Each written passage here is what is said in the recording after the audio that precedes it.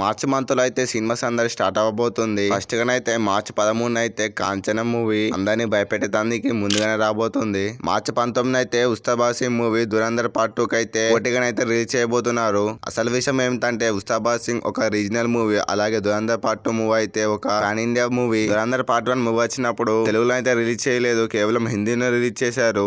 అయినా కానీ మన తెలుగులో అయితే చాలా బాగా కలెక్షన్ అయితే చేసింది. పార్ట్ 2 అయితే అంచనాలు అయితే భారీగా ఉన్నాయి తెలుగులో కూడా. ఉస్తాబాసి మూవీని అసలు దురంధర్ పార్ట్ 2 మూవీకి ఎందుకు పోటీగా దించుతున్నారంటే దురంధర్ పార్ట్ 2 మూవీ ఒక పాన్ ఇండియా వరల్డ్ మూవీ, అలాగే ఒక అదర్ లాంగ్వేజ్ మూవీ. ఈ మూవీకి డే వన్ కంటే లాంగ్ రన్ ఎక్కువ ఇష్టపడతారు. ఉస్తాబాసి మూవీ అంటే పవన్ కళ్యాణ్ అన్న మూవీ. పవన్ కళ్యాణ్ అన్న అంటే డే వన్, అందుకోసం డే వన్ సరిపోతుంది పవన్ అన్నకి. అలాగే ఉస్తాబాసి రిలీజ్ అయిన తర్వాత వచ్చే హాలిడేస్ చూస్తే ప్రతి ఒక్కరు కూడా షాక్ అవ్వాల్సిందే. హరీష్ శంకర్ గారి ప్లాన్ చూస్తే ప్రతి ఒక్కరు కూడా షాక్ అవ్వాల్సిందే. మార్చి 21 శనివారం, అలాగే రంజాన్ హాలిడే. మార్చి 31 మంగళవారం, అలాగే మహావీర్ జయంతి హాలిడే. 3 తారీఖు శుక్రవారం గుడ్ ఫ్రైడే. 2 వారాల్లో వీక్ డేస్ లో 4 పండుగలు. ఈ విధంగా పకడ్బందీగా అయితే ప్లాన్ చేసి అయితే హరీష్ శంకర్ అయితే ఉస్తాబాసి మూవీని అయితే రిలీజ్ చేయబోతున్నారు. దురంధర్ పార్ట్ 2 విషయానికి వస్తే దురంధర్ పార్ట్ 2 మూవీకి డే వన్ కంటే లాంగ్ రన్ ఎక్కువ బెనిఫిట్ అయిపోతుంది. పవన్ కళ్యాణ్ అన్న అంటే డే వన్ అంటే పవన్ కళ్యాణ్ అన్న. Thanks for watching. Content useful and with like and subscribe.